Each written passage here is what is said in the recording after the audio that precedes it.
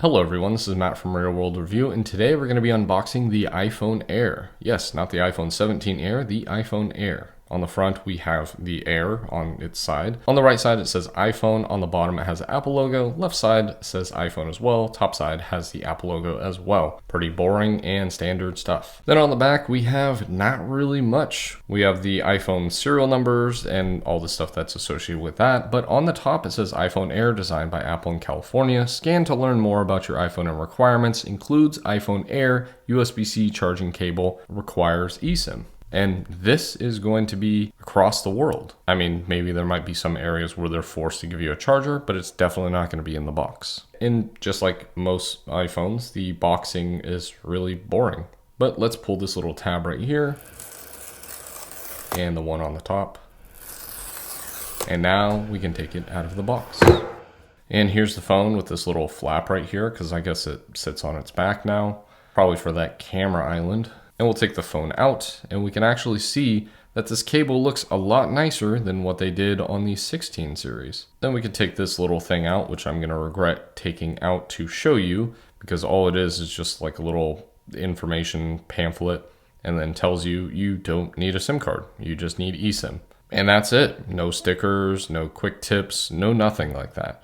They really want you to just use the internet for everything, which I don't know if that's actually better for the environment or if it's worse for the environment. Because, you know, AI takes up like the amount of power of like an entire country doing like 10 prompts or whatever people call it. I don't know. I'm just joking. That's not blatant misinformation. I'm really just joking about that. But I do know that AI takes up a lot of energy, whereas, you know, a piece of paper, not so much. Maybe the internet does take up less energy. Who knows? Okay, so editing Matt here. According to Gemini, technically printing out the paper will be the worst impact, whereas having a web page will actually have the lowest impact. And they do talk about the carbon footprint, so maybe there's some truth to that. But what I'm going to do is I'm going to put everything back in the box. And by everything, I mean like these two things and then these little pull tabs, because I'm weird like that. And then here is the phone. It is very thin. It's kind of refreshing in a sense, but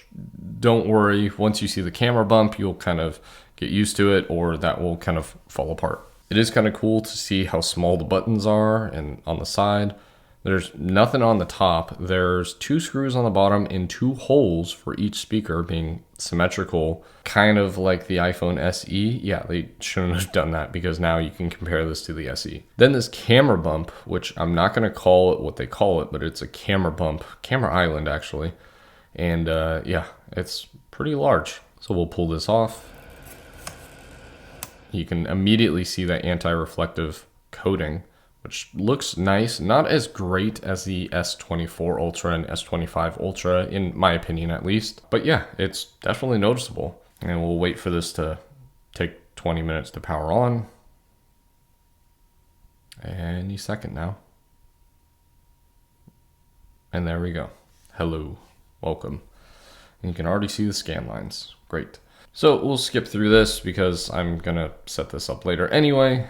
And yeah, it looks like there's a software update. I'll show you what this looks like. You can actually see compared to my iPhone 16 Pro. This one does have a screen protector on there, but you can see it makes it a little bit less reflective.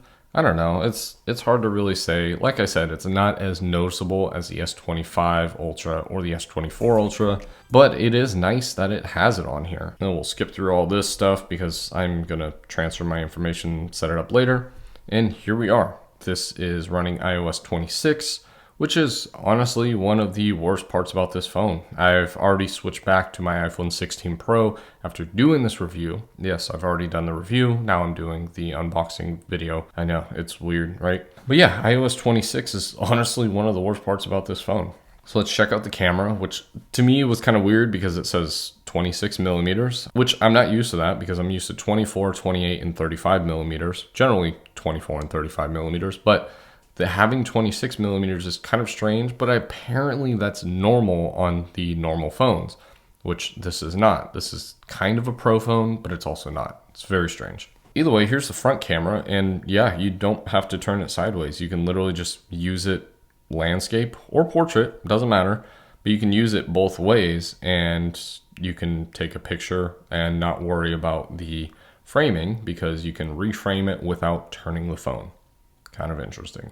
Then switching to the back cameras, we have this little thing right here, which iOS 26 kind of ruins. But yeah, and we get 4K 60 frames per second out of both cameras. Yes, there's both cameras. This is like an iPhone SE, which is kind of funny. But the funny thing is, it's been less than 2 minutes of using this phone after setting it up, and I can already tell it's getting pretty warm up here. Like, this is where the logic board is. It's kind of a small logic board, smallish. I mean, the iPhone 11 Pros were pretty small, but yeah, it's getting warm right here. You can see the little slit for the single speaker. Yes, there's only one speaker on this phone. Kind of crazy. And we have this titanium band that's shiny, which I wish they didn't make it shiny. It's really stupid. The only time they ever make it shiny is on the Apple Watches, and that's what I don't like. That's why I don't want the titanium ones. I like the non-shiny. Now my watch that I'm wearing is kind of contradictive, but personally, I don't like any shiny metal on my phone. You know, around the camera ring is fine, but on the sides, I don't want it to be shiny because it's easy to scratch. Either way, that's my unboxing of the iPhone Air, and soon we're gonna have the review for this phone and possibly another phone. I haven't decided if I want to drop it on the same day.